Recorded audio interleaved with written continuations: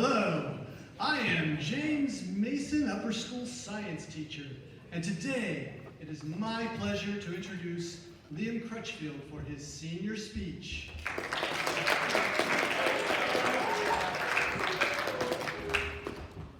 He is joined today by some special guests. Please join me in welcoming Maureen Rosenberger and his father, Scott Crutchfield.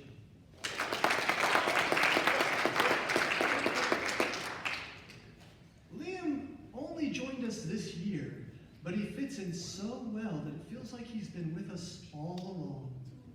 His fun sense of humor and cheerful smile make him a welcome addition to any group. He represents us well in his athletic pursuits, and his peers enjoy collaborating with him in all his classes. In addition to basketball and football, Liam also enjoys reading and playing video games.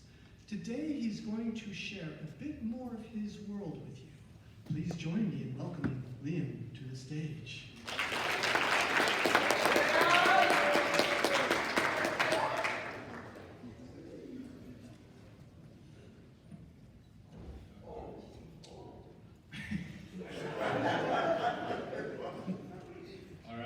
Thank you, Mr. Mason. I'm going to be doing my senior speech on, I gotta turn it on.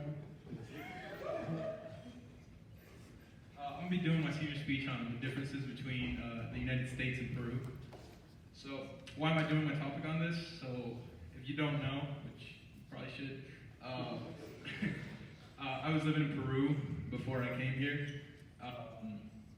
It's a nice country, but it's definitely very different. And I want to talk about all these differences today in my speech. And the reason I moved here, you probably don't care, but I just want to get better college opportunities because I want to go to college here, so yeah. These are the things I will compare the two countries in. So I'll do culture, I'm going to do politics, talk a bit about the poverty situation, and the economic situation.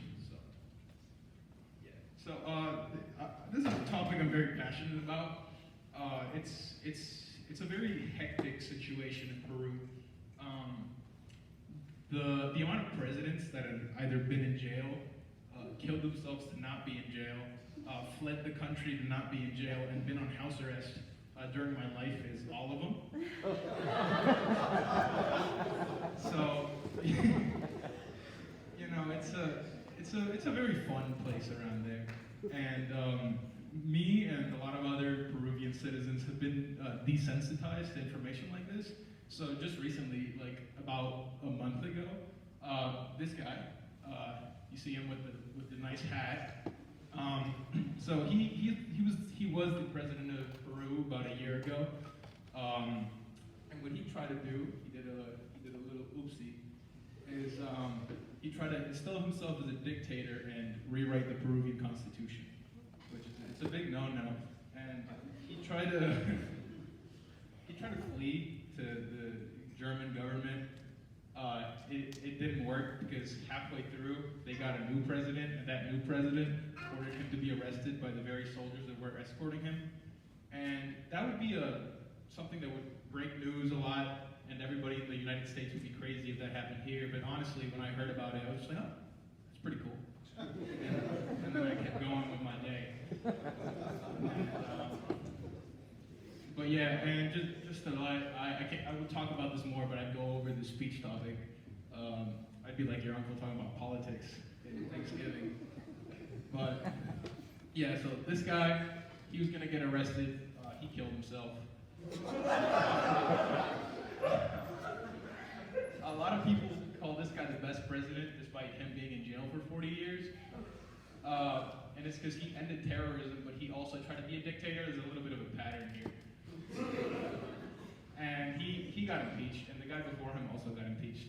So I would talk about this for more time, but I can't. Trust me, I really want to. The political situation in the United States, I'm not going to go into any sides just because I don't want to offend nobody. But it's a lot more stable than Peru. There's a lot less corruption, or at least visible corruption. But I do think that there is a little bit of a couple of flaws with the political situation in the United States. And so one of them being is I think people overreact a lot, and I know that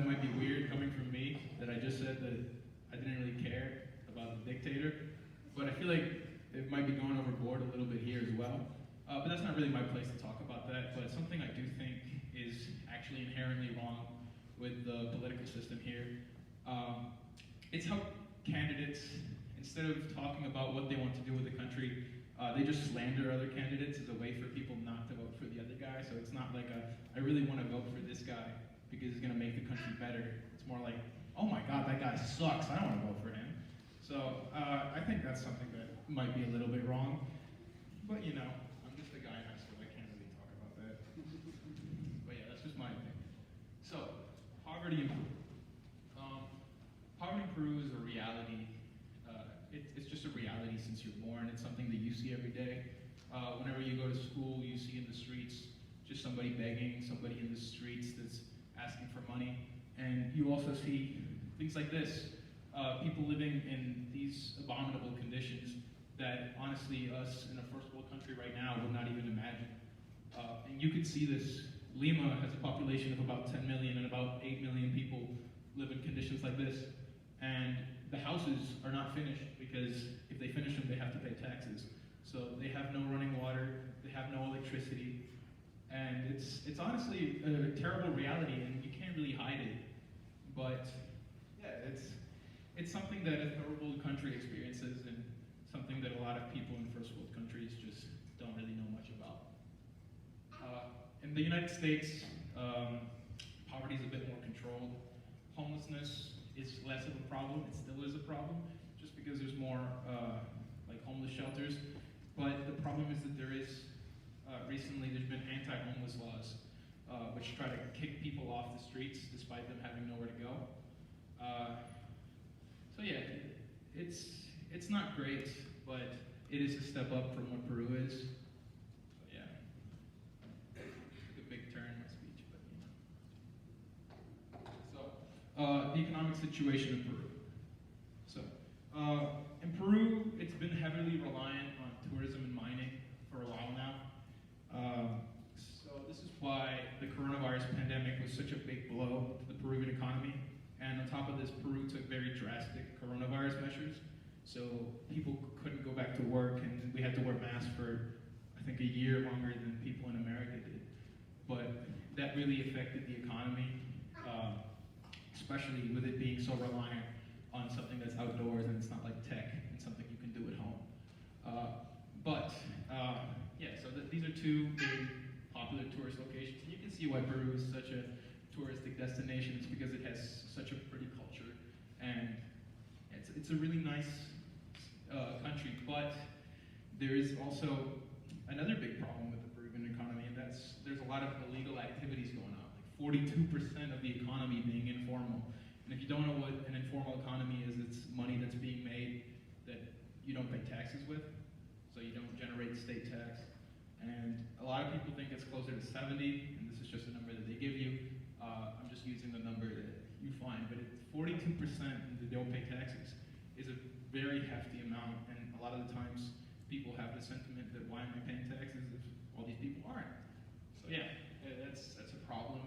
And one of these activities is illegal mining, which destroys the rainforest, and there's the picture of that you can see there.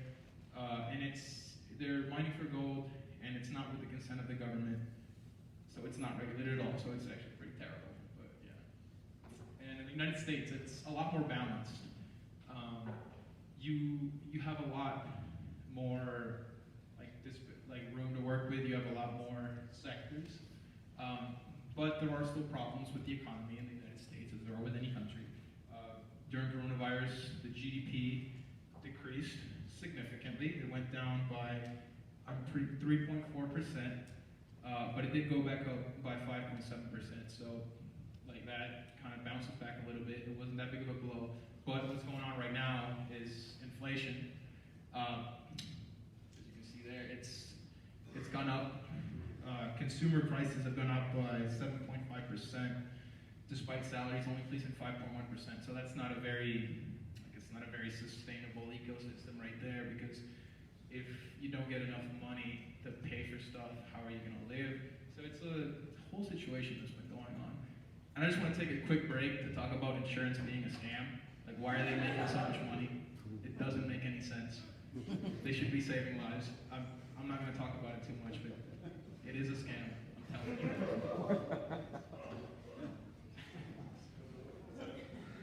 So culture in Peru. Peru is known for its very diverse culture. That's what Peru is known for. That's what makes us money. So these are two examples. These are the Quechua people. They live in the mountains, and these are the Aymara. They live in the jungle. The very big difference between Peruvian native cultures and American native cultures is that we don't drive them out and kill them.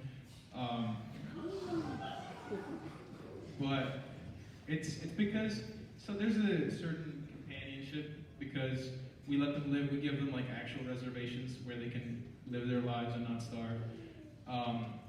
And they make us money through tourism. So it's a nice relationship.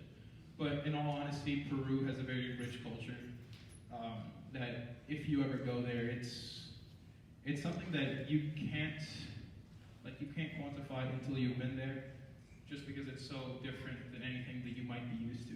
And I've been living there all my life, and I still discover new things about the country every day. And I want to talk about the culture in the United States for a little bit as well. So.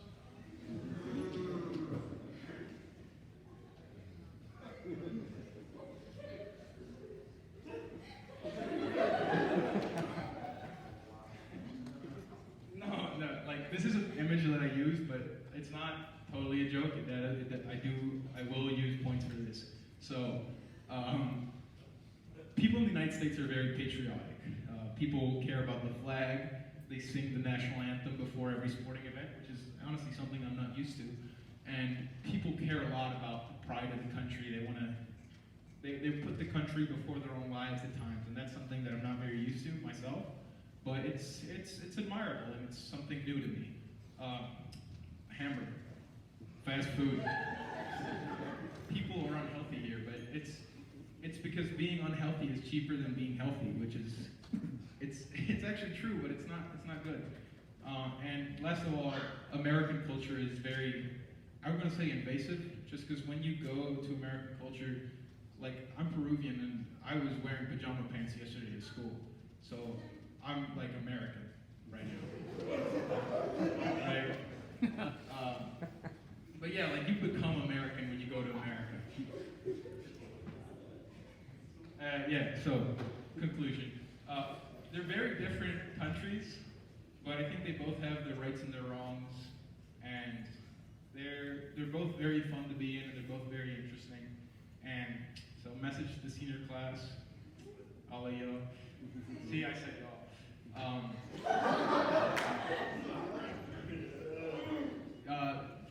You should be open-minded. Look up things that you don't know. Take others' perspectives in. A lot of the times you won't understand a lot of these things, but it's still good to listen and like think about what people in countries that might be better than yours. I'm not going to say that because people get mad at me. Or countries that might be worse off than yours.